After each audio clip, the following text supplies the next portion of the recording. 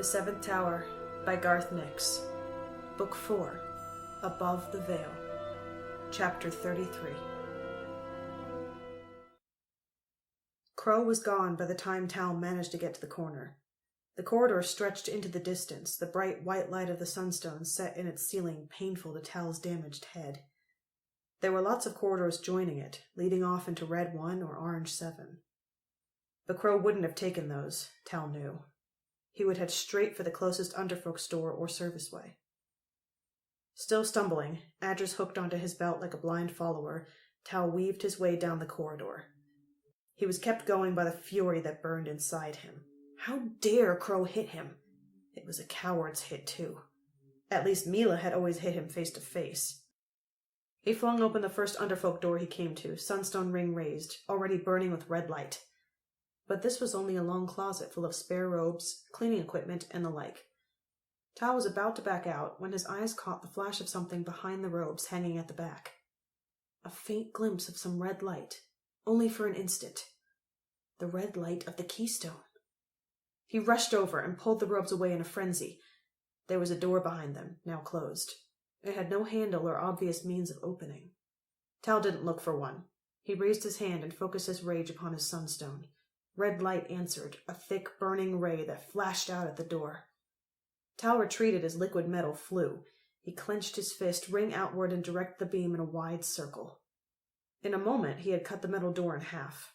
Whatever lock it had once had was now melted into a blob. Tal picked up a mop handle and used it to smash the remnants of the smoking door aside, before going through. A small room lay beyond, and a familiar, larger metal door, locked by a wheel. It was an entryway to the steam pipes of the castle. A few stretches away on the same wall was another narrow stairway, an inspection way for the steam system. Crow was at the top of the stairs. He turned as he saw Tal. "I told you not to follow me! Give me the keystone!" ordered Tal. He kept his sunstone raised. The red glare of it was a clear warning. "No," said Crow. "The free folk need it." "Why?" asked Tal. "Why bash me in the head? I might have agreed with you." Crow let out a short, bitter laugh. "Chosen? Agree with what I plan?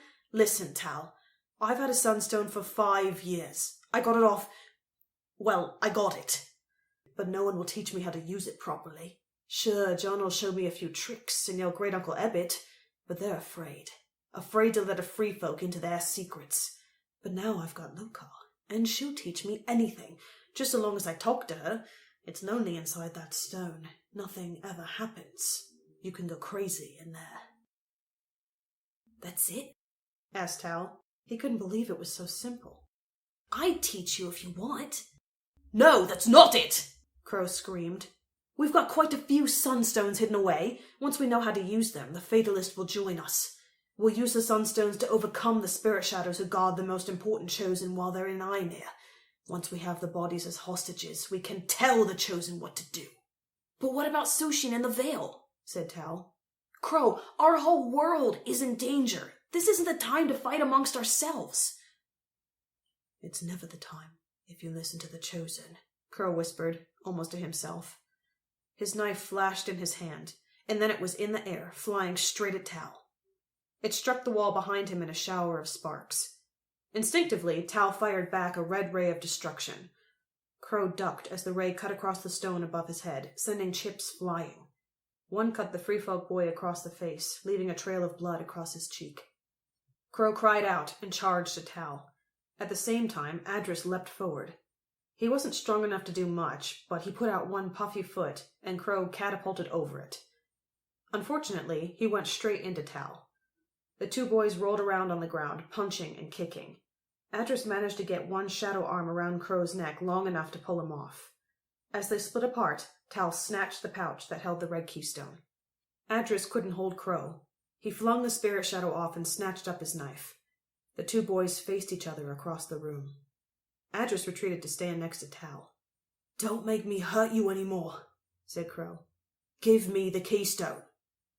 "No," said Tal. He raised his sunstone. It swirled with orange light now, for Tal had a different plan. His anger had cooled. He didn't want to kill Crow. He would use orange light to push the boy away. Crow started to raise his knife. Tal prepared a massive blast. For a long moment, there was the faint possibility that both of them would back down. Then Tal heard voices coming up the stairs behind Crow. Free folk voices. Crow must have arranged this place as a rendezvous, must have planned to backstab Tal. Tal let the blast of orange light go, aiming just above Crow's head.